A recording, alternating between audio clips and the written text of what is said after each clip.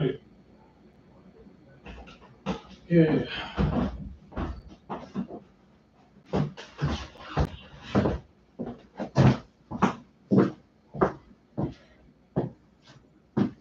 Okay, so I'm just starting the stream now.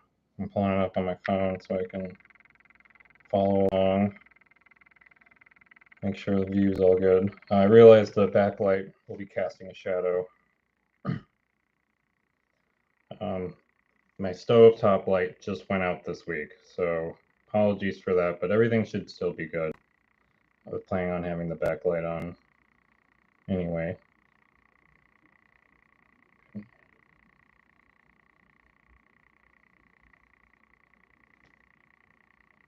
Okay, so I am going to mute myself.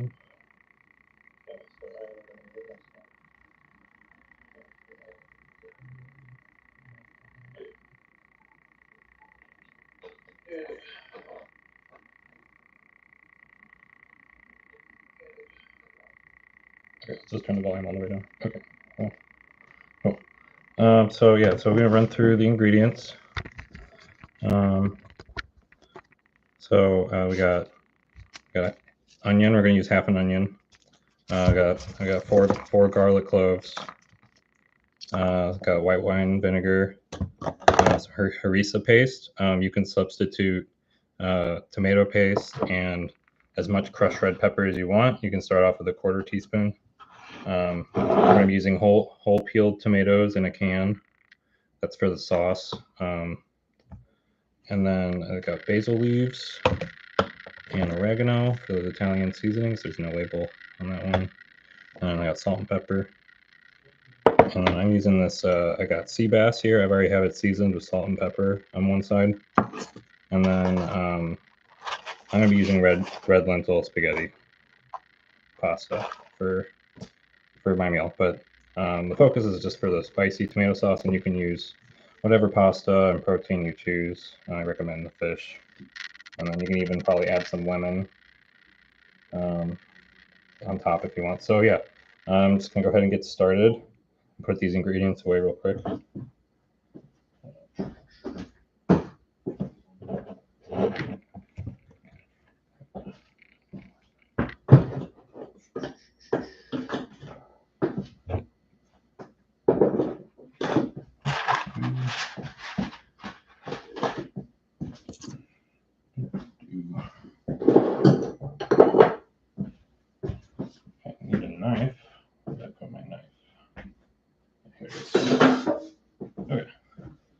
So you're starting off with the onion. So the onion it has two sides. It's got like a side that's like frilly edges, and then it's got just like a pointy end. And so to start off with dicing an onion, and we're only do half an onion, you want to kind of just go down the center all the way to the sides here. And then when you hold the knife, I hold it with pinching the blade with my thumb and my index finger. That just gives more control. It's kind of uncomfortable at first, but your hand will get used to it. So I'll make the first cut. And then go ahead and just put the other half of the onion away.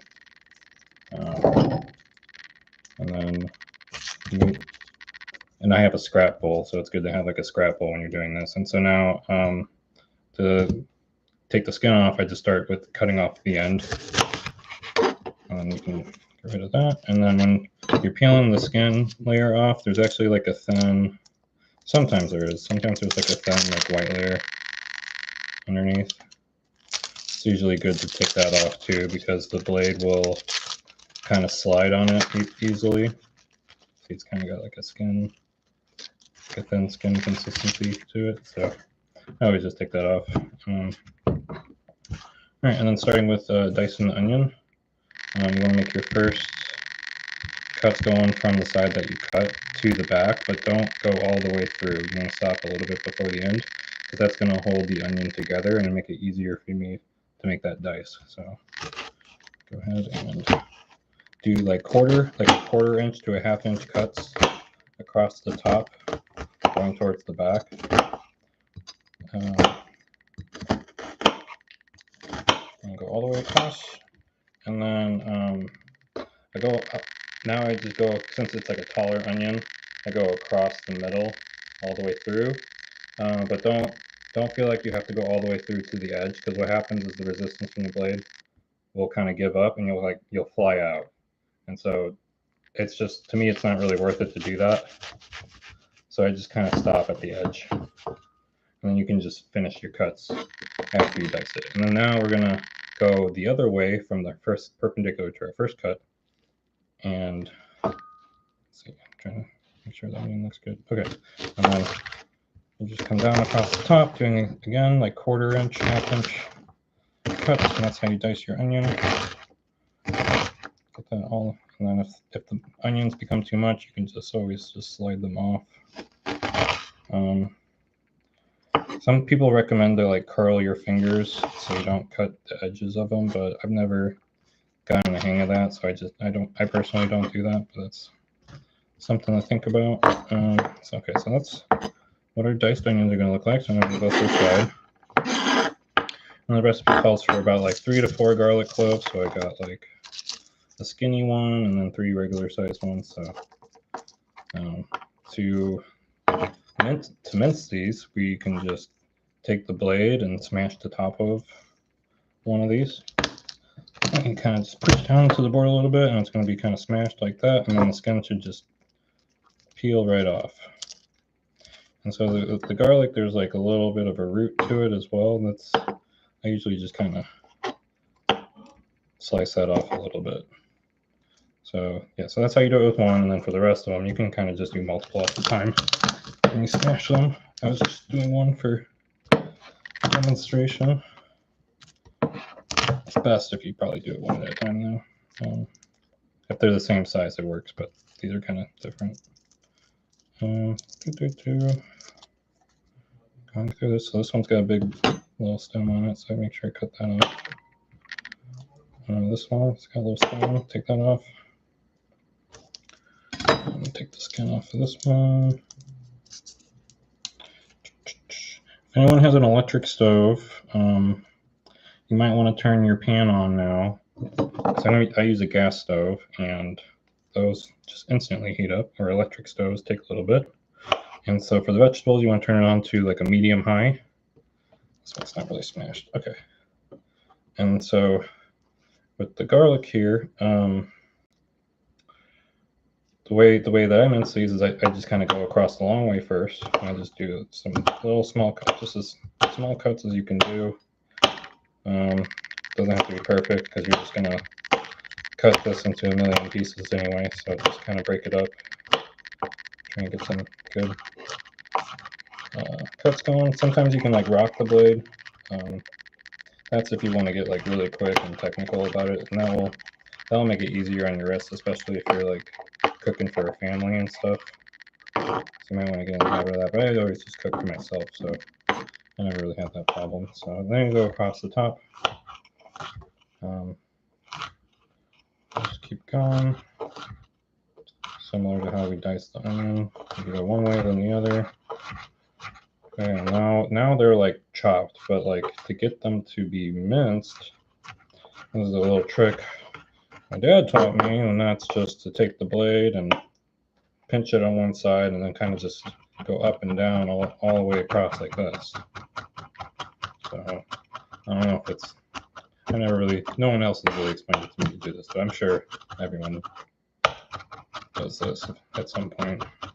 So yeah, you just kind of go across it several times until you think it is enough. Kind of want to just look for a little, I don't know how to describe it. Little pieces like that, I guess. It looks about good. The size of, I don't know. Should have thought of something to explain that, but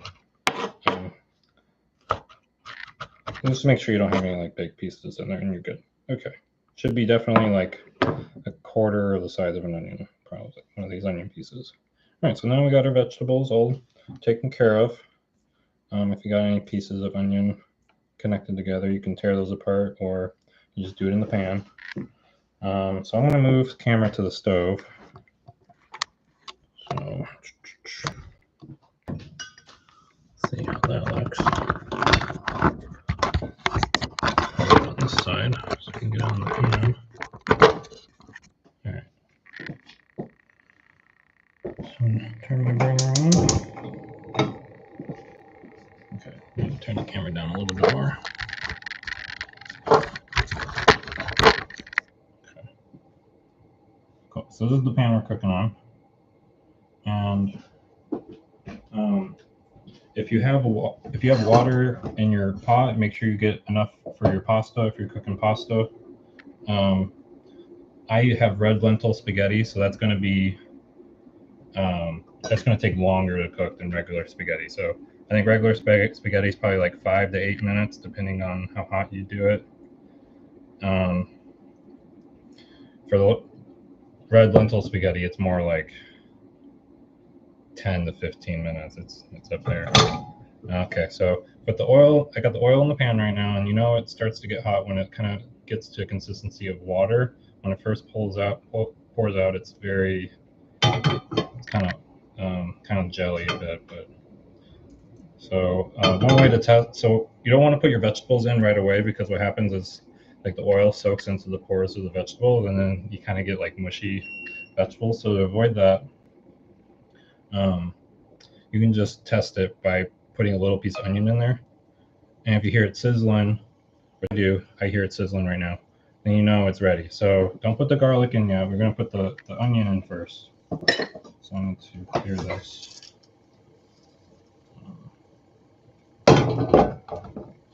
Second.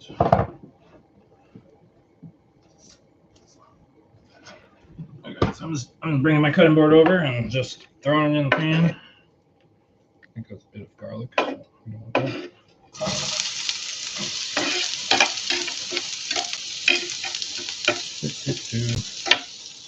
Okay. So medium-high heat. I'm using something called a fish spatula. That's kind of hot. I mean, it's kind of hard. It's you gotta be careful not to scratch your pan if you're using aluminum. I'm gonna try and talk louder, because I know the pan might be kind of loud, but my webcam does a good job cutting out background noise, so hopefully that works. So yeah, you just look for the bigger pieces of onion that may have not gotten cut right away. You can break those up with the spatula if you want, and then I'm going to get my water going. It's good to let this rest for a little bit and let the onions kind of crisp up. So you don't want to stir it constantly, just occasionally. I have an electric kettle that I use because gas stoves aren't as efficient, and so that kind of speeds up the heating process for me. And so I can just pour it into the stove and turn on my stove like that, and it should start boiling right away. So for the pasta, you want to add like a tablespoon of salt. I have 8 cups of water in here, so I might actually, because of I'm using a bigger pan because I want to keep my noodles long. So I'm probably going to do like a tablespoon and a half. Just kind of, the idea is you want the water to taste salty, because what happens is when you cook the noodles, they'll soak up that saltiness, and it's going to just enhance the flavors. But you don't want to do too much.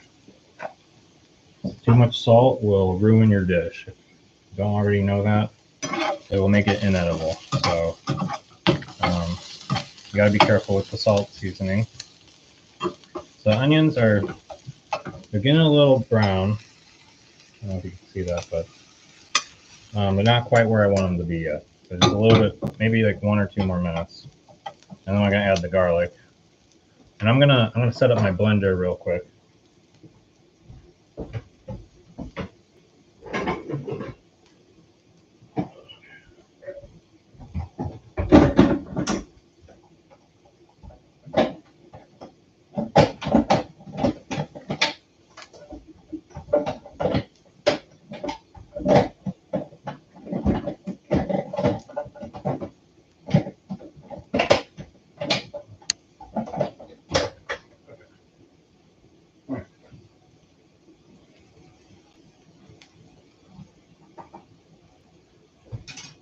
Okay, so the blender's all set up. Water is boiling right now, so I'm gonna add those noodles because, well, Yeah, I'm just gonna add them because I can. They'll stay relatively warm if I just keep them. I wouldn't recommend adding your spaghetti yet, unless you're using red lentil pasta as well. See, I'm not breaking mine because I have a bigger stovetop, but if you do this with a smaller one and the noodles like hang off to the side, they will catch fire. I've done that before, so don't try that.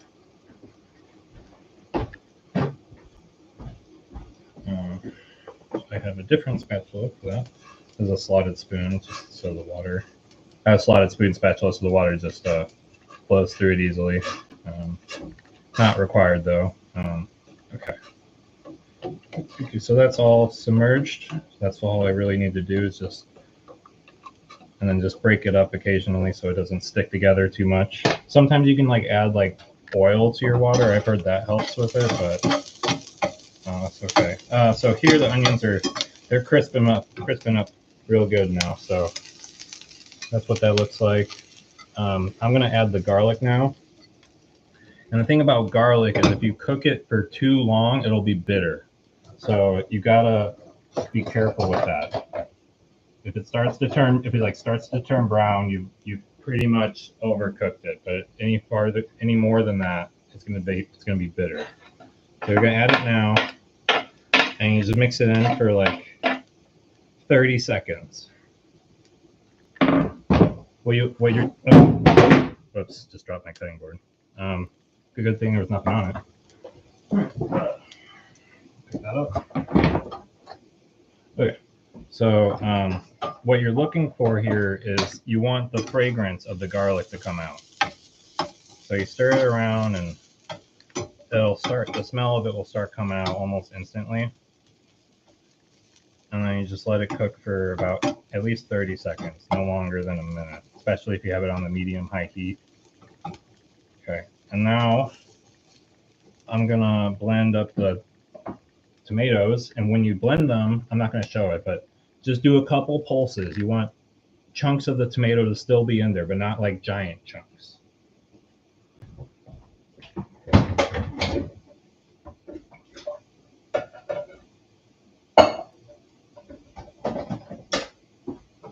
Turn the pan off so I don't.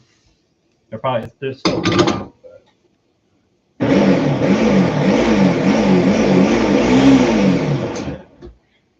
Trying to do this quickly so I don't.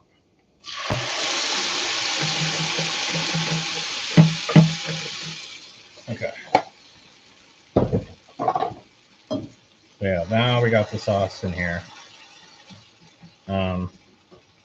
I actually have like some cherry tomatoes that I'm probably gonna throw in here towards the end. If I throw them in now, they'll just kind of just disintegrate. So I might work on those a little bit. So yeah, this is mixing it all together. So now all the onion and garlic's kind of evenly spread throughout. And now is the time to add the seasoning. So I have harissa paste, and it says just for a tablespoon of that. So I just kind of eyeball it. I know it's kind of risky because it's spicy, but you can always taste. You do less is more. So you add a little bit, taste it, then you can always add more. So you have more possibilities when you add less. That's how the saying goes. So stirring my pasta a bit so it doesn't clump together. Okay. Now just it says like quarter teaspoon of like basil. So I just kind of just sprinkle it all the way throughout. You know, all the measurements on there, you can start off with measuring them out, but you kind of learn what your own preferences are, and a lot of them are just kind of like guidelines. So when you say quarter teaspoon, it really is just add a little bit of seasoning. And then when it comes to like salt and pepper, I always just add like probably twice as much salt as I do pepper, but that's just my preference. I'm not really big on pepper. So I'm going to go for like a half a teaspoon here. So I'm just going to keep salting, but I want to taste it first before I go all the way up to like half a teaspoon. When you make sauce, it's really important that you taste it and make sure you get it to your liking. So I need to turn this back on because I forgot to turn that off. Okay. So this is in a frying pan because what we're going to do, I think a lot of people make a sauce in like a small saucepan. That'll just take more time because of the surface area of the heat that transfers to it. Will be greater with a greater surface area, so you'll get the you'll get the simmering and it'll evaporate up quicker with a wider surface. So you could do like a large, like Dutch oven kind of thing. Oh, I just used the other spatula. That's okay. It's all vegetables here anyway. So yeah, pasta is definitely not done yet, but now this is, see, now that it's cooking, we do need to add the white wine vinegar. Almost forgot that. So it's just like a tablespoon of that.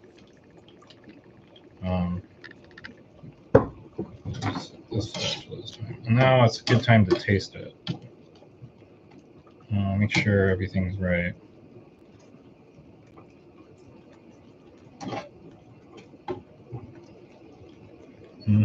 Yeah, it's spicy. Got a little bit of pepper, garlic, onion taste. I'm gonna add a little bit more basil. Not really. I taste more of the oregano than I do the basil.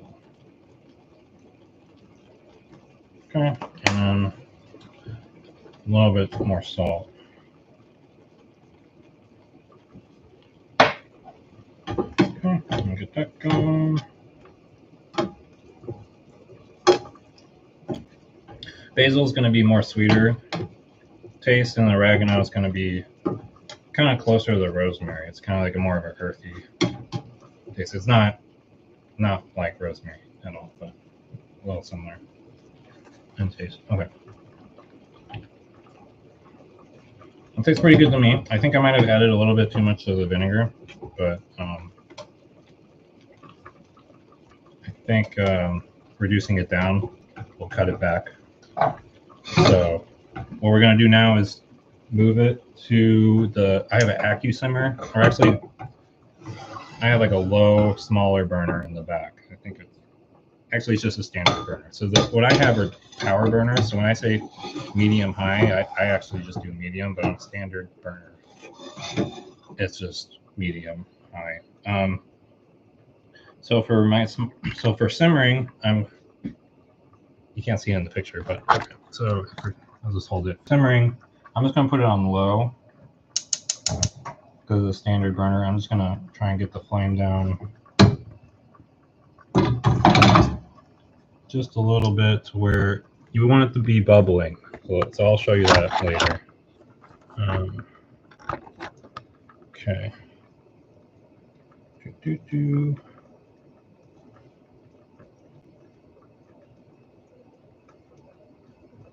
Okay, so now it's starting to bubble. And it's not like a crazy roaring bubble. It's just a little bit.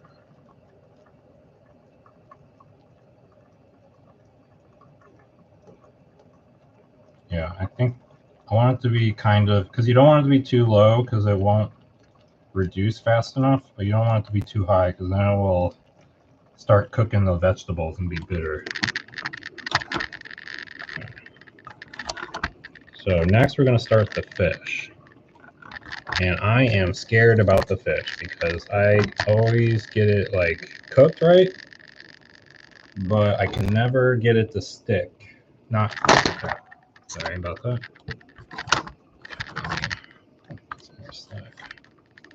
Okay. I am scared about the fish because I can never get it to not stick to the pan. I've heard some tricks and tips for that. And I'll try those, but there's no promises. So, okay. I'm actually going to take out my smoke detector because I'm afraid of the high heat is going to trigger it. So let me do that real quick. Okay. All right. And I will put that back in when I'm done. All right. So this is cooking. Make sure your pan handles aren't over your burners because you're going to burn your hand. These handles are already hot. But for this one, you can just turn it to the side because this heat will Turn it on. So now we're working multiple things now. We got the pastas coming along. If you have regular pasta, you should have your water boiling. Okay, my pasta is actually done. So you should have your pasta noodles in at this time. Okay, so to test. So for the fish, I'm turning the pan on just to very high heat. I have a power burner, so I'm just going to do a little bit more than high. I mean, a little bit less than high, which is probably just high on the pan. This is a tip I got from my dad. He said get it smoking hot, and then put the fish on and kill the burner. So if you have an electric stove, I think you just have to remove the pan temporarily and let the pan cool down, then turn the heat back on. I don't know what that does, but I'm going to figure it out with you guys here. So with the sauce, you can just stir that occasionally. Mine's already starting to thicken up a little bit, so that's good. And when you let a sauce like cook like this for a long time and simmer and reduce down, what it does is it kind of just mends all the flavors and it makes it more concentrated. So it actually becomes more flavorful. So a lot of times when people make a sauce from scratch, I've heard like it gets watery and stuff. So you won't get that when you simmer it down. And I'm probably going to go for 10 minutes on my simmer. So I'm going to count that it's already been going for at least 3 minutes now. And that's perfect because for the fish, you only need like 3 minutes on each side. At least for the sea bass that I'm doing. So I've seasoned one side already. This has been going for a while, so I know it's hot. And it's going to get real loud. All right, so this is seasoned on one side. So I'm going to put the seasoned side down. I'm going to kill the heat. And I get the seasoning. Season the other side.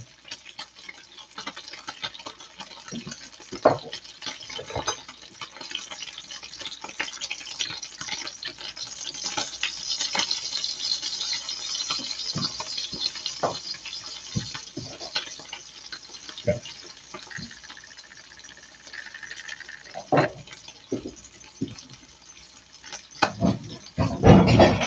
Get my colander. This is handled, or that one's hot, but this one's cool. All right, so the pan is cooled down.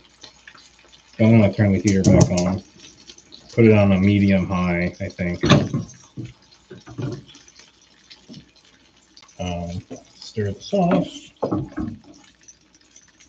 The sauce just has like a little bit of bubbles. Like the simmering is just like a tiny bit of bubbles popping through on the edges and a little bit in the middle.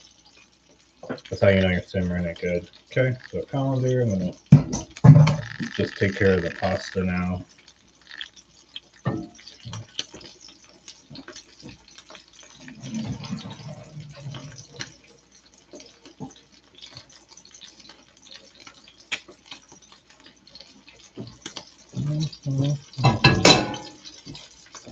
The fish has been going for about like 2 minutes now. I'll maybe give it 1 more minute and I'll flip it, because I can always just flip it again. But then that'll cause the breaking, so it's kind of, you got to practice a bit and figure out what works best. Okay. All right, so it's been 3 minutes now. I'm gonna give it 30 seconds. I think it's starting to get a little crispy on the edges. Yeah, that looks good. So I'm gonna flip this.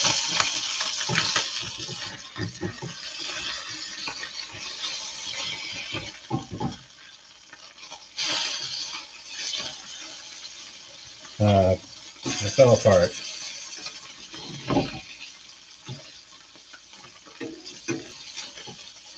No, I don't know what to do about that. It always just falls apart on me. But okay, so this is kind of what it looks like. Got a nice golden brown to it. That's what you want to look for. It's a little white on the other side. So probably could have gone for maybe 30 more seconds or so, but it'll be fine. So that's been cooking for about a minute. I'm gonna give it probably 2-3 more minutes. Sauce is looking good. Maybe I'll show you what the sauce looks like. Let's see if I can just turn this down. Okay, no, it doesn't really work. Okay, so this is what the sauce looks like.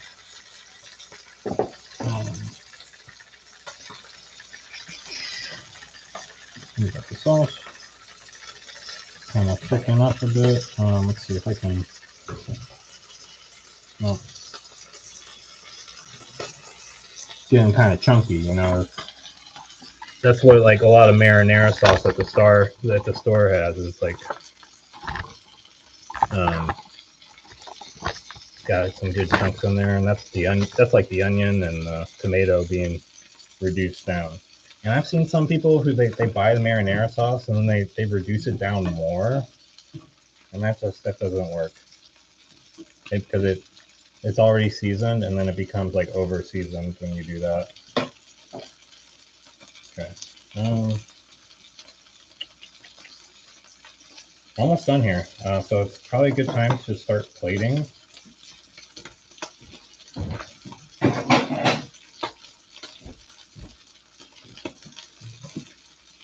Go ahead and start with the pasta.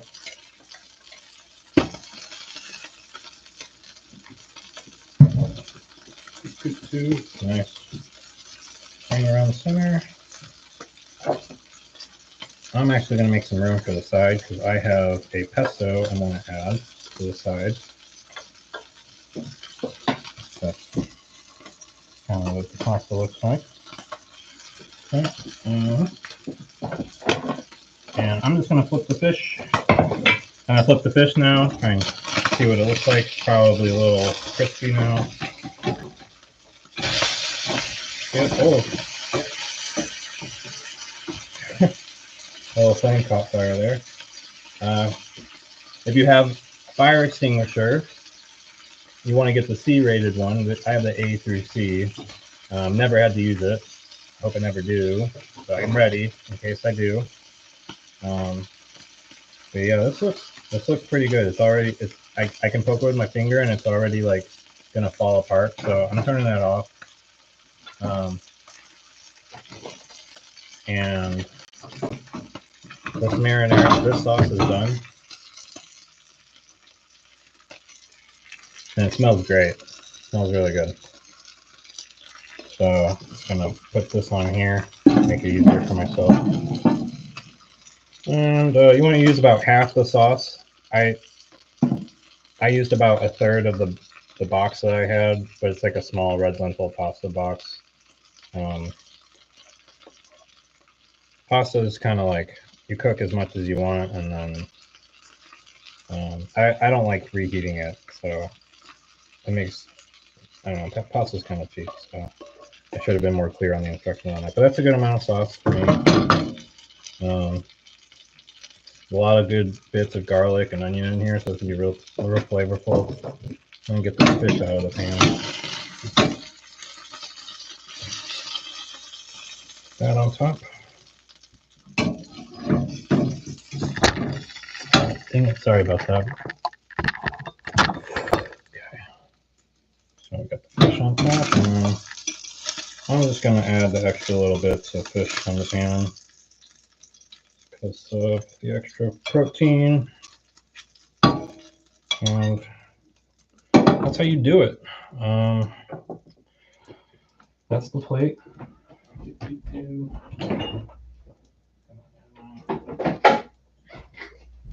Never mind. Not going to use the pesto anymore. That's gone bad. So here we go. That's my plate. So I'm going to end the video and enjoy my dinner. And if you're cooking along, I hope you do too. I didn't see any questions in the chat. So I assume everything went okay, at least. I know it might have been hard to hear or see at times. But I'm just doing this for free on my webcam. So there's room for improvement for sure. But thank you everybody for attending and watching. And I do have The next in-person event is next week. If anyone wants to make it out to Maplewood, we can talk about recipes to like swap and review and just cooking stuff in general, or just regular chit chat as well. We just kind of make good cooking relationships. And yeah, so there's only one person that's RSVP'd. So if I don't get any more RSVPs, I might just end up canceling the event. I don't know. But that's it for the event. So thank you, everyone. And the next one is a veggie stir fry. And I plan to post another event for kimchi fried rice. So stay tuned for that. And thank you, everybody. Have a good night.